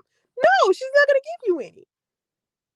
She's not gonna give you any. You treat her bad and disrespecting her, she's not gonna be around you. So when men try to break fly like they treat their side chick bad, I'm not buying that shit, because you got to be doing something amazing to that woman other than laying the pipe in order to get her to stay there.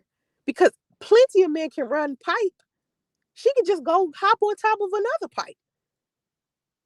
So these men are doing something that is making women want to stay. Why is Three Amigos so worried about her ex? Who's obsessed with who? Three.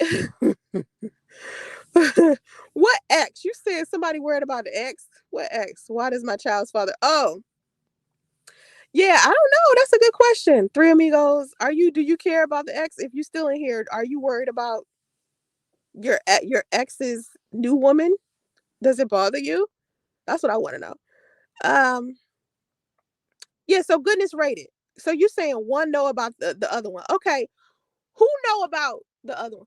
Is it the main chick that knows, or is it the side chick that knows? Cause 9 times out of 10, it's the side chick that knows.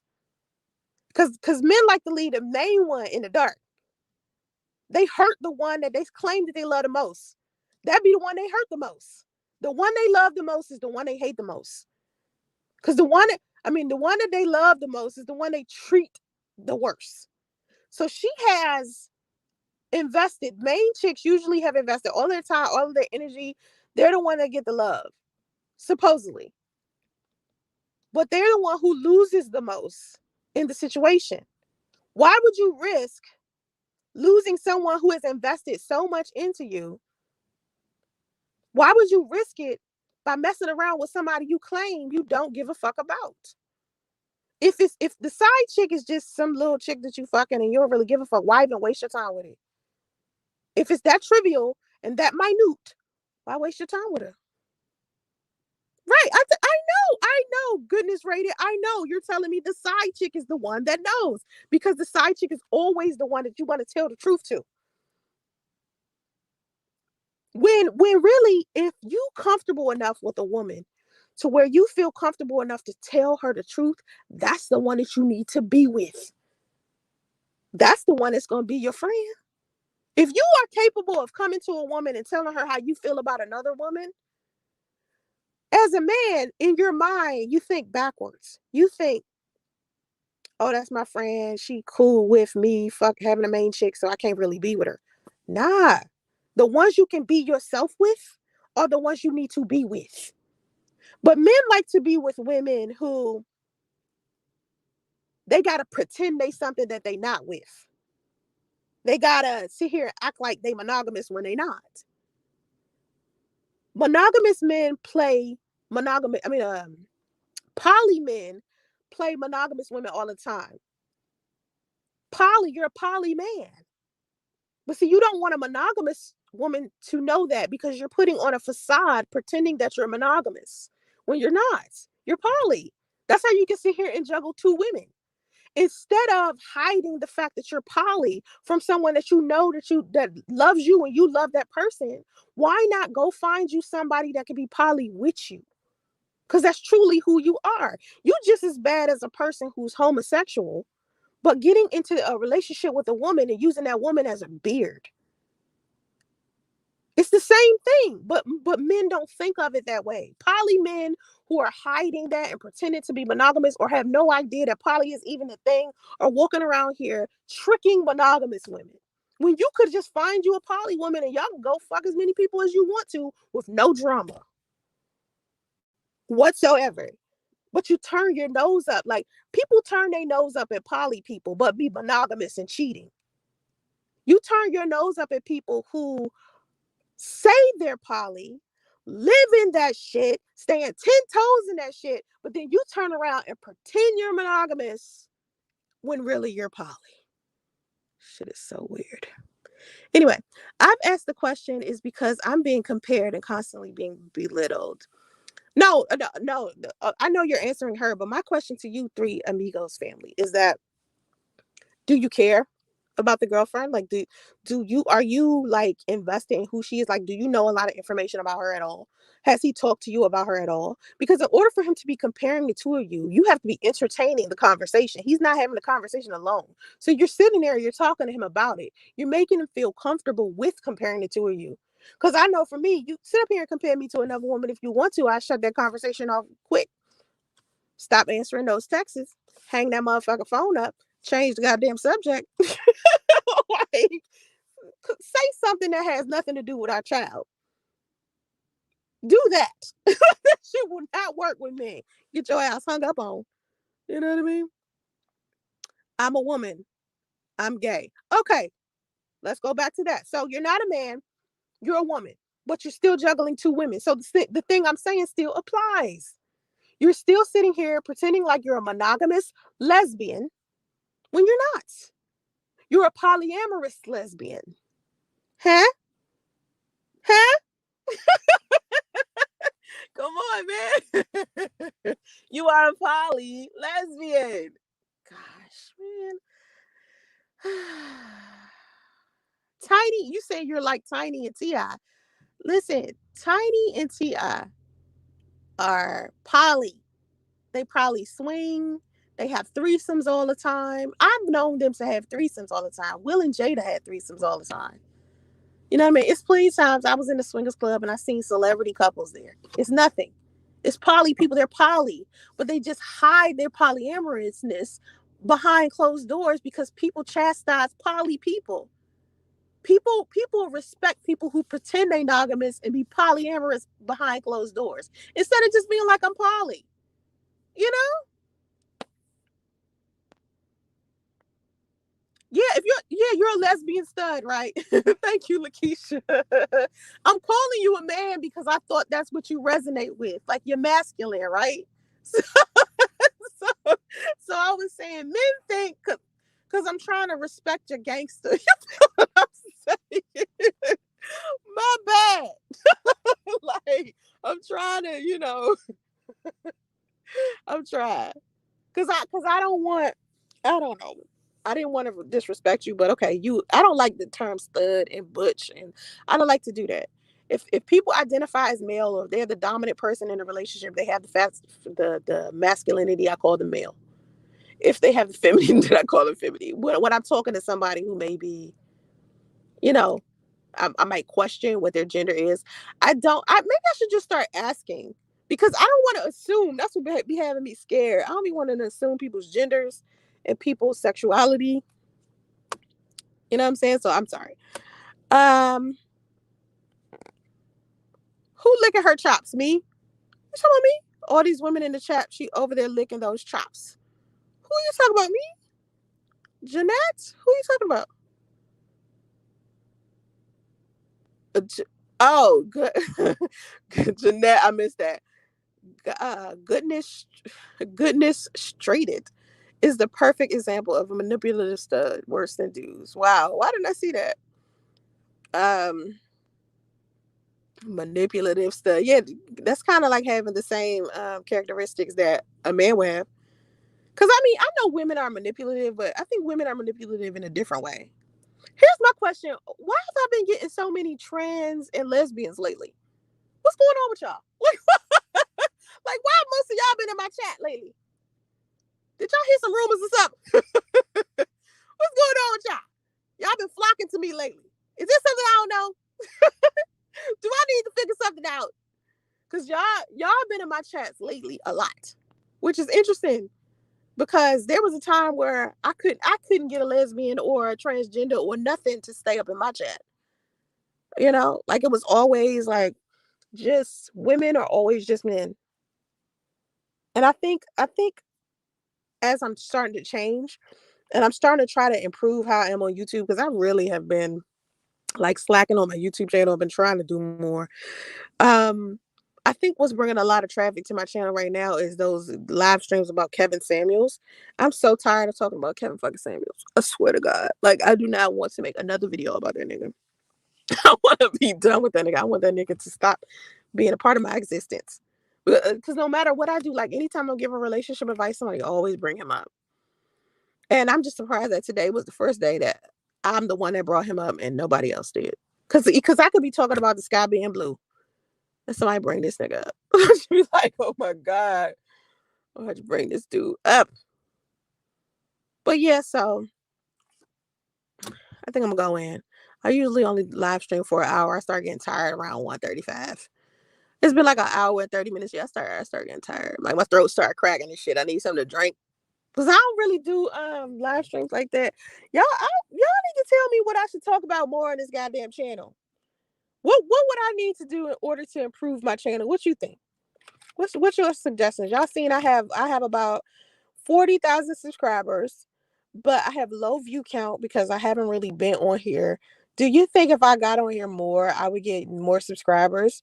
Or do you think what do you think I need to do in order to get more people to start watching my live streams?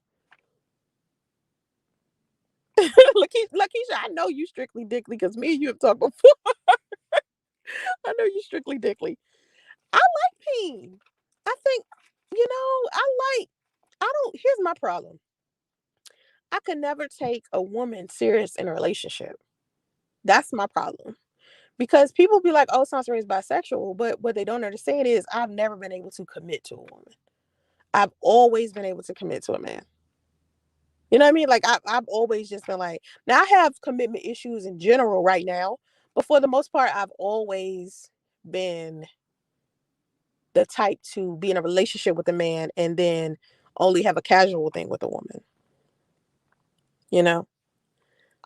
You're here for the dad convo. I think talking about co-parenting stuff on this channel, that has never really I don't think this is what I usually do. Let me tell you the recipe that I usually do with YouTube and content creation. And I'm doing a content creator course that I'm going to sell that's going to teach people how to get more subscribers, how to organize their channel and I'm gonna guarantee that your channel is gonna grow with this course. But I'm gonna give you an example of what I do when I'm creating content. So and I want to change the niche of the channel. So I'll pick up on a niche, right?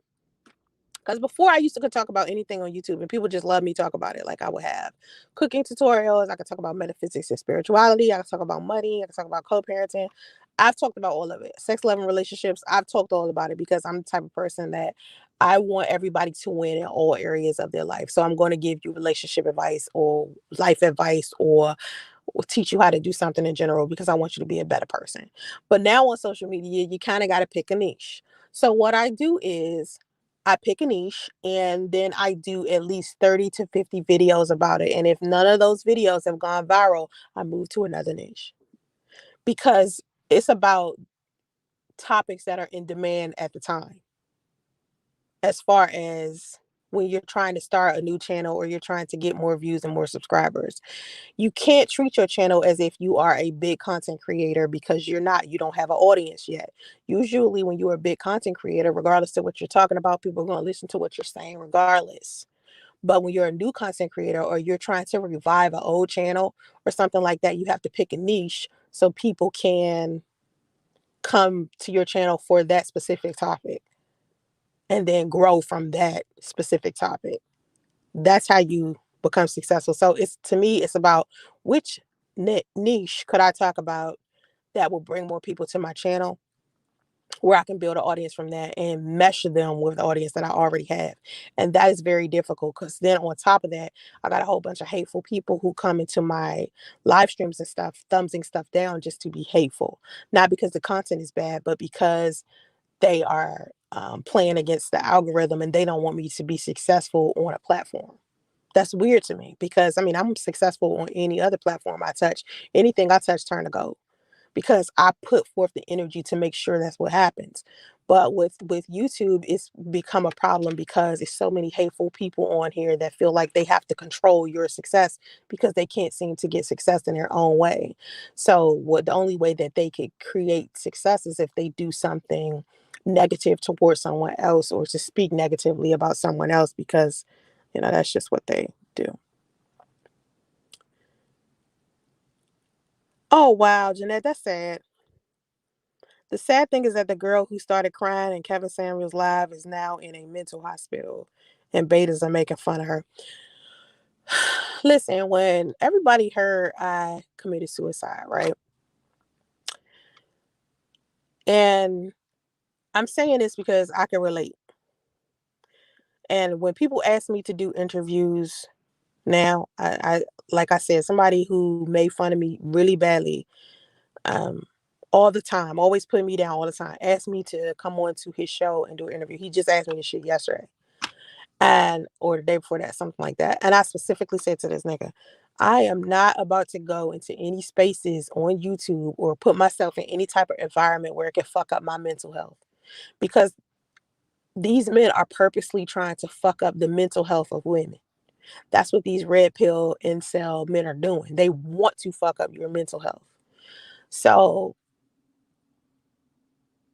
when I tell women to stop contacting Kevin Samuels when you want relationship advice, it's because I'm trying to protect your mental health and your emotional health. Because his sole purpose isn't to quote unquote be real with you. And a lot of people think that in order to be real with someone, you have to tear them down and be disrespectful. You can give a person good advice without you having to do all of that. So it's sad to me that this woman is in a mental hospital, but at the same time, I get it because she was already in pain. It's almost like somebody broke their leg and they had a damn cast on it and was in the process of healing, but instead of just waiting for the cast to come off and for them to walk freely, they decided to go to another person to see if they can make themselves heal faster, and all that person did was take the cast off and fuck up their leg some more. That's basically what Kevin Samuels just did to that woman without giving two fucks.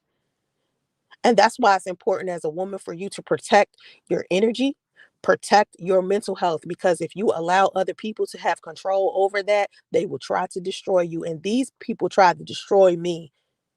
These people tried to destroy me going out here telling people I committed suicide and my daughter found my body and all this stuff.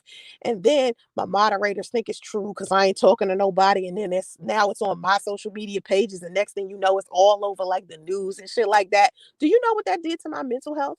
And then to sit there and see people talk about me like they glad I was dead. Do you know what type of mental place that took me to see people talk like that, for people to know I'm dead, right? In their mind, they know I'm dead and have no respect for the dead whatsoever.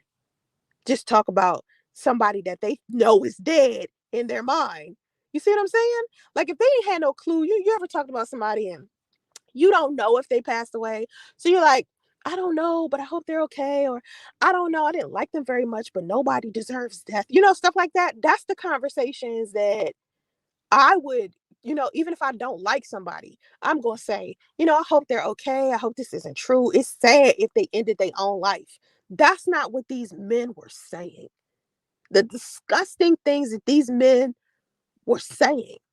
And I remember somebody said to me, I'll never forget this. I think I was like in my third month of being deep into my like hiatus, and somebody said to me that Tommy Sotomayor had did a live stream about me where he bought on the guy that I used to be his mistress. He bought that guy on, and they were talking about me as if I was dead, right? Because that's what they thought. And Tommy said if she killed herself, it's basically like her fault because she should have been stronger. Do you see how they be thinking?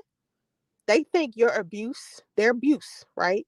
If they abuse you, if they disrespect you, if they degrade you, if they bring you down, tear you down, you're not strong enough to deal with it if you kill yourself or it makes you sad. You know who taught them some fucked up shit like that? Either another beta male who was their father, or their father was absent altogether, and their single mother told them men don't cry. Be a man. Stop crying. Be stronger than that. You see where I'm going with this? That's how many men, terrible, toxic men we have on YouTube. So when you find out, when you see another man who ends up being popular on YouTube because he gives relationship advice, realize that a lot of them were giving men on this platform advice first. So they was teaching these men how to be shit stains at first. And then they realized that if they tapped into women, they can make more money while juggling disrespecting them as well, because the men on here want to see women disrespected. That's entertainment to them. So you killing two birds with one stone. You're giving relationship advice to women because they're calling in and think you're attractive. They think you know the right thing. So they come in and they're asking you for relationship advice. And we're talking about Kevin Samuels here. And at the same time, your response to them asking you for advice is you degrading them and disrespecting them. Asking them shit like what's their dress size and do they look like Rihanna or Beyonce? When you know how the world is as far as the standard of beauty goes. This is a man who is not sensitive to women's issues. You know, it's just, I don't know. Kicking it with Britt. You want me to do more manifestation videos? I saw that a lot of women wanted me to do a lot of spirituality. I did a poll on my community tab, and I asked people, what did y'all want me to talk about more? And a lot of women said spirituality and metaphysics. But then the problem came with that because it was only like 180 people voting. Meanwhile, I have 40,000 people that subscribe to my channel, and only 100 people was taking the poll. That's the problem. Because not all of my subscribers are seeing my channel. They're not seeing my community tab. Even though they are subscribed to my channel, YouTube will not show them my stuff. You know why? Because people, even people who aren't subscribed to my channel, can thumbs my stuff down and the algorithm will just tell YouTube to not show even the people that subscribe to my channel my stuff because of the notification bell. Y'all remember when the notification bell wasn't even a thing? It was just you subscribed or you wasn't. Now, as a content creator, I would have had to reprogram all of the people in my audience to click on the notification bell now. Now, I want you to factor this in your mind. If you are subscribed to 20 people and all 20 of those people, you have the notification bell on, do you know how many times your phone would ping? That's going to drive any person crazy. I think all people should turn the notifications off, or you're going to be out your mind. Terica Dawson, that's what I'm trying to tell you. You just said, why people don't get notifications? I just saw this. I don't know. YouTube doesn't send you the notification. It doesn't. It's just a choice that YouTube kind of made. You know what I mean? To not show my stuff to my subscribers, my own subscribers. See, the reason why people will unsubscribe from a channel is because they don't want to be, They don't want to watch that channel anymore. So yeah, I've lost subscribers since I came back from my 5-month hiatus. Right. But what about the people that are still subscribed to me? They're not even seeing my stuff. And then they hit me up like, yo, I ain't seen you in a long time. I'll be like, dude, I just did the video yesterday. People hit me up on Instagram. Why haven't I seen you on YouTube in like 5 months? I just did a video yesterday. And I did one day for that, and the day before that, and the day before that. You ain't seen none of them? Nah, YouTube not showing them to me. So as a content creator, right? And I said this when I was talking to y'all about Yanni. In order to see Yanni sometimes, I have to follow her on Instagram too. I have to tell people on Instagram, like, you ever looked at a live stream of mine and I tell y'all to follow me on Instagram? Because if you follow me on Instagram and I get on Instagram and I tell you, I just posted something up on YouTube, 9 times out of 10, you'll go to YouTube and watch it. If I left it up to YouTube to tell everybody that I am doing a live stream, it wouldn't work. That's why big content creators, they got big Instagram following and big Twitter following and whatever else. Because in order to notify you that a video is up, we have to tell you somewhere else because we can't rely on YouTube to tell you. That's why I be like, follow me on Instagram, follow me on Instagram, follow me on Instagram. I said, how many times do I say that to y'all? Follow me on Instagram, follow me on Instagram. Over and over and over again. I gotta say that. Now, what I'm trying to do with my TikTok is, now that I'm grown so much on TikTok, I'm at 20,000 subscribers already. I only been on there for a month. I'm gonna start telling people on TikTok to come to my YouTube channel and subscribe. Because that's the only way I'm gonna get back into a good place on YouTube. Bringing people from outside of YouTube into YouTube and telling them to hit the notification bell. That's the only way it's going to tower over all of the negative people that have created lies and rumors and out here thumbing shit down. Once I start funneling all of the other audiences I got and pouring them onto YouTube, it will just knock out all of that negative stuff that people be posting about me all the time. Like, I try not to talk about nobody. Like, my biggest thing is I don't like rumors. For some reason, people always post content about me. People I don't even acknowledge, people I don't even know. I'm like, why does this person even talk about me? Like, I don't even know these people like that. And they just pick me as the target. But then I realize, who's for me is for me. Who wants to be my fan is going to be my fan regardless to what they see.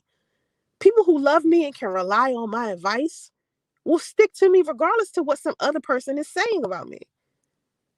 I realized that. And once I realized that, I was like, I'll be all right. She wasn't a 4. He rated her a 4 because of the kids. Christina, I don't know why these girls keep going on to this show. I don't know why girl, I wish these girls stop. Just stop going on to this man's show. This man does not want to see you go, be happy, honey. Like, no. And men, don't even get me started on the men. My comment section is reeked. It's reeked. Like the videos I did with about Kevin Samuels, the comment section is funny. They be like, Kevin Samuels is so right. Like this one guy said, I'll read it to you. He said, if you're angry at Kevin, you're misinterpreting him. These same women offended by Kevin watch his show. He wants you to face yourself and be honest with yourself before he can help you. Otherwise, what's the point? Hence his profession, image consultant. If you're not willing to face yourself and understand where you fit in society, how will you ever attract happiness towards you and grow as a person? The women who call his show ironically refuse to do their inner work and embarrass themselves on top of it, waste his time, and constantly hearing these women say they want a 10, but she's a 5. I'd be rude too. I was like, listen, he can want, to want better for women, right? And he can express that without being rude. It's okay to speak to a woman with respect. People need to stop thinking that in order to be real, you have to disrespect them. What's another comment that somebody posted? Let me see, because these men going crazy. These men in here mad. Let's see. This is a roast, but Kevin is about connecting real men with real women that are realistic. Another guy says, why is it that videos from women who post criticism towards Kevin Samuels always act disrespectful toward their male audience in the comment section? I don't think this person knows that there's so many betas. Like, if the betas weren't disrespectful, I doubt very seriously that um when they come to these women's channels who are posting criticism about Kevin Samuels, they probably wouldn't lash out so negatively at the betas, because the betas come into my comment section just full blown blasting instead of just coming in and just talking to me regular. Because if they just talk to me like normal, like even if they disagree with me, if they talk to me with some respect, I'll just automatically have respect for them, whether they're beta or not. Like, I usually just have respect for men in general. I respect everybody that comes into my chat until you start disrespecting me. So as a man, if we disagree on a topic, if we're both talking about Kevin Samuels and I say he's a piece of shit and you don't think so, if you come in my comment section and nicely say that, I'll respond to you in the most pleasant manner. Like, because you being pleasant. But if you come in there on some dick shit, like, oh, you a single mother, oh, you a hoe, or you a such and such and such, I ain't gonna have no respect for you for what? What's the point? Don't nobody want to have respect for nobody that's disrespecting them. Betas be asking for that shit. Betas want to talk to women any type of way. Incel people want to talk to women any type of way. Red pill people want to talk to people any type of way. But when you give them back that same energy, they can't handle it. They can't handle it. Be out there ready to cry. Just like men do it on TikTok too. They do it on TikTok. I did this one TikTok where it was like, here's some other signs you're a beta male. And I just start talking about the signs. And I'm like, well, if none of these signs apply to you, then what you mad for? Like, then you're not beta. So yeah, follow me on Instagram at the Real Sansaray. I'm about to get off here eventually. The beta population is getting too big. It is. It is. Let me tell you why it's big. And I tried to explain this. These single mothers not teaching their sons. These single mothers. Because I'm telling you, if they was raised by some alphas, they wouldn't behave like that. Because alphas don't behave like that. Alphas are very, like, they emotionally intelligent. They have a lot of self-control. They be chilling for the most part. But these betas out here out of control. Toxic masculinity, all of their emotions and shit, out of control. Just talking any type of way, doing anything. Just like wild damn banshees, foaming at the mouth. And when a man has a alpha male who is under control in their life, usually they end up becoming that type of man. You know, usually. But then you got single mothers out here raising men. Like, I'm raising my son, right? I can't teach my son how to be a man. I can teach my son how to be a real cool person with a good character. I can teach him that. I can teach him how to be smart. I can teach him, like, he right now, like I said earlier, he speak French, he speak Japanese, he speak English, but he has a UK accent. That's hilarious right there. That is hilarious. But that's him. He loves Asian stuff. He likes to watch anything that has to do with Japan. He loves Asian stuff. That's his thing right there. Anything Japanese, anything Asian, he with it. He loves it. He likes Legos. You know, I can only teach him how to like more Legos. Just buy more Legos. He likes trucks, cars. Mark always be Mark be like, I love what kind of mother you are. Like, I send Mark pictures of my son. I send Mark pictures of what we doing all the time. Like, remember I used to film all the time? Now I still film the same. I just film it in private. So Mark is like the only other person that gets to see how my son grows up. So I send Mark videos and pictures all the time of Justice. And he'd be like, I love how you are with Justice. You just treat him so good. Like, look at all the fucking toys. Because he got so many toys, especially trucks. He's a truck kid. He loves trucks. He loves cars. He knows the parts of the cars. He knows steering wheel. He knows wheels. You know what I'm saying? Like, he knows how to build a car together. In his mind, he can tell you what an engine is. He knows what a windshield is. He can point to it and say windshield. Point to a wheel. Point to it. Steering wheel. He knows because he likes to watch car stuff. You know, the car stuff to where they're building the car, like little cartoons where they teach you how to build. Like, he like construction cartoons. My son is really impressive. Like, all I could do is teach him how to be smarter than what he is. I can't teach him how to be a man. But I can teach him how to treat a woman. And that's what I'm gonna make sure I do. I'm gonna make sure I teach my son how to not let women walk over him, number one, and to be able to find a good know the difference between a good woman and a bad woman. That's all I can teach my son. And what I'm gonna try to do is get him around some other men so he can learn how to build solid relationships with men. That's all I can do. I can't do no other shit.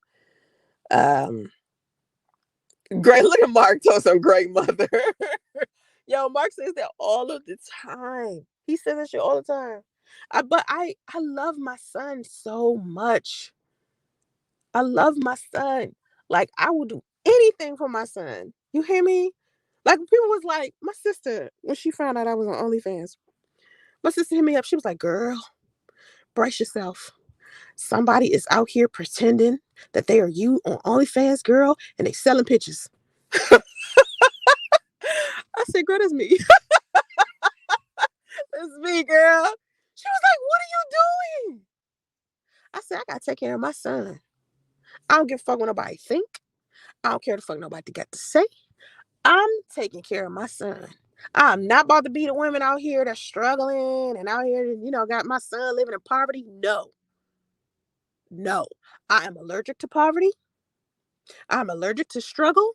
I am going to do everything humanly possible to make sure my son is comfortable and make sure that he learns how to invest his money and never be a broke ass beta like his father. I'm doing everything humanly possible to make sure that never happens. You hear me? That's why I invest my money. Because when my son gets old enough to be able to take care of himself, he gonna have something to start with. He not just gonna be out here in these streets just struggling to get some bread. No, he gonna have some bread. When you turn 18, that trust fund will hit, and he can do whatever it is that he wants to do. He probably already done started some business together already, because you know how I am. You know how I am. I like fuck that. What business you trying to start?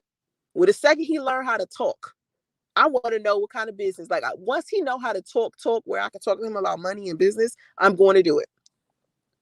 I'm going to do it because I need him to understand this shit while you're young. Understand it while you're young. Anybody that's a mother out there, teach your children this from the second you think they could comprehend. My son pick up a quarter, I'd be like, quarter, you know what a quarter is? That's 25 cents. You know you could do 25 cents. You can save it, and then we can get a couple more quarters, and then we can go downstairs, you know, walk out, get in the car, go find us a little, store, a bodega or something. Go get you some apple juice. You like apple juice? Yep. Okay. Let's go do it. Better teach them while they're young. Hey, marijuana, Marianne, you late too. Raising a great husband. Yep. I tell my sons you have to be a provider and get your money up so no one feels they have a right to disrespect you. Now, goodness rated, let me tell you what we about to disagree with that. So, what I'm not going to do is teach my son how to be a provider. Not teaching that. This is what I'm going to teach him. So, and I'm not saying what you teaching your son is wrong. You teach your son what you feel like you need to teach your son. Just because I teach my son something different doesn't mean either one of us is better than the other. We just two different types of people. Okay? Just because we disagree, don't think that I'm trying to be condescending or anything because I'm teaching my son something different. Just for the record. Okay. So I'm teaching my son how to look for a partner. Because if I teach my son how to be a provider, he is going to end up with a woman who may drain him financially. I want my son to understand that whoever he shares his wealth with, his name with, his seed with, needs to be a woman that's also going to be an asset, not a liability. So instead of her draining him financially, she brings on the wealth as well as a partnership, and they can build wealth together.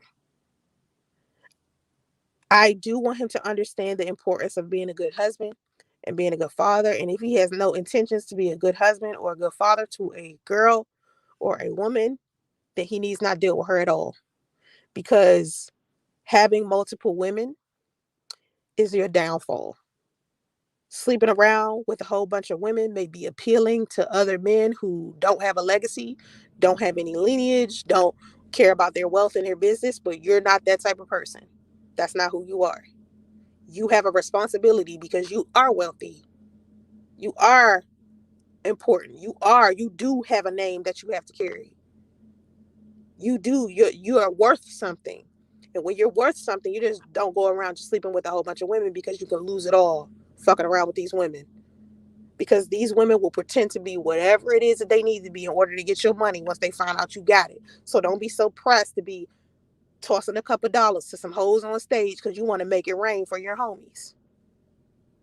That's not smart. You know what I'm saying? At all. So I just want to make sure my son understands that making him believe that he's a provider for these women gonna get him fucked up. Straight up. Is Mark in the military? He needs a good woman. Mark is married. Mark is married, ladies. He's off the market. Don't try to holler. Mark can't be nobody's man but his wife's. Yep. they've, they've been married for a long time. Sorry. They've been married for a long time. I don't know why my radio keep going on like that. Oh, so it's 8 o'clock and I got to go. That's 2 hours. What? It's the first time I did a 2 hour live stream and God knows when. Okay. What? Y'all had me for 2 hours on this thing. Anyway, I gotta go. I'm hungry and I'm tired. And I gotta finish braiding Dominique's hair. Okay? I'm putting her some individuals in her hair. And I was like, let me take me a little break. Anyway, I got to go. It's been real, y'all. Have vision and stay focused. Oh no, Tiffany, you said he put somebody in the hospital. We talked about that. We was talking about that earlier. How sad it is that he got that girl in the mental hospital. Yeah, that's messed up. That's really messed up. Like she really, and I bet you these betas think that that's funny. I bet you they do. Anyway, I gotta go. Bye, y'all.